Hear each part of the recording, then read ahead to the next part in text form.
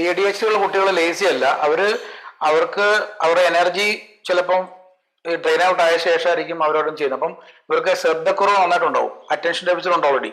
അപ്പോൾ അവർ ഹോംവർക്ക് ചെയ്യുമ്പോൾ അല്ലെങ്കിൽ ഒരു പർട്ടിക്കുലർ കാര്യം ശ്രദ്ധിച്ച് ചെയ്യാനായിട്ട് ബുദ്ധിമുട്ടുള്ളതുകൊണ്ടാണ് അവരങ്ങനെ പെരുമാറുന്നത്. അപ്പോൾ ഒരു കുട്ടി രാവിലെ സ്കൂളിൽ പോയിട്ട് വന്നു, അവൻ സ്കൂളിലെ കുറേ കാര്യങ്ങൾ മാനേജ് ചെയ്തു, കളിക്കാൻ പോയി, അത് കഴിഞ്ഞ് വീട്ടിൽ വന്നിട്ട് അവൻ്റെ ഹോംവർക്കിലേക്ക് പോകുമ്പോൾ അവന് താല്പര്യക്കുറവ് ഉണ്ടാകുന്നതും ലൈസൻസ് ഉണ്ടാകുന്നതും എല്ലാം ഈ കണ്ടീഷന്റെ ഭാഗമാണ്. അത് പേരൻസ് മനസ്സിലാക്കണം. കാരണം പേരന്റ് മനസ്സിലാക്കാതെ അവനെ പോയി വെർബലി അബ്യൂസ് ചെയ്ത് വഴക്ക് പറഞ്ഞ് അല്ലെങ്കിൽ വടിയെടുത്ത് അടിച്ചുകൊണ്ടൊന്നും നമുക്കൊരു പ്രയോജനം കിട്ടാൻ പോകുന്നില്ല.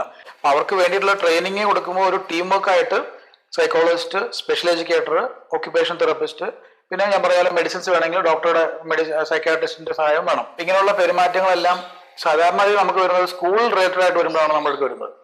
സ്കൂളിൽ അവൻ പഠനത്തിൽ പ്രവർത്തിക്കുന്നു, ടൈമിൽ കംപ്ലീറ്റ് ചെയ്യുന്നില്ല, ക്ലാസ് ശ്രദ്ധിക്കുന്നില്ല, മറ്റു കുട്ടികളെ അറ്റാക്ക് ചെയ്യുക, എന്തെങ്കിലും ചെയ്തു, അവനുമായിട്ട് വഴക്കുണ്ടാക്കി, അല്ലെ അവനെ പേനാണ്ട് കുത്തി, അങ്ങനത്തെ കാര്യങ്ങൾ വരുമ്പോഴാണ് നമ്മൾ ഇതിലേക്ക് വരുന്നത്. അപ്പൊ ഒരു സൈക്കോളജിസ്റ്റ് ആയിരിക്കും സാധാരണ ഇതിൽ ആദ്യം കാണുന്നത്. കാരണം ഡയഗ്നോസിസ് വേണം.